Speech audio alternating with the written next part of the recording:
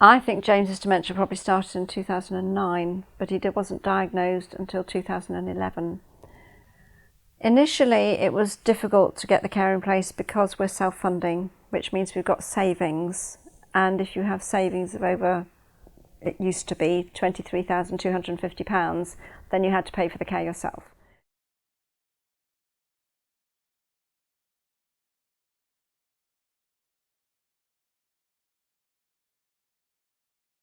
So under the new system, depending what the cap is, if it's going to be 72,000, we would still be paying for all of James's care.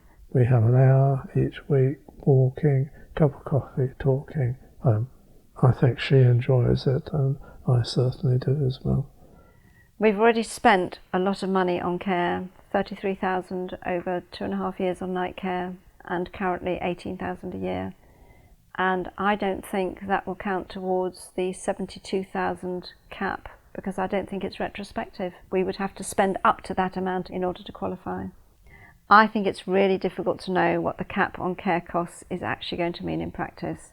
It feels such a muddle. There are different figures being talked about, and different timescales being talked about, and different degrees of severity being talked about as to when somebody is eligible for help and when somebody isn't. And it feels like a minefield. I can't get my head around it, and nor can I see into the future and think about what it's actually going to mean for us. That's what I think is so... I can't really find words to explain it. Unfair just doesn't seem to sum it up enough.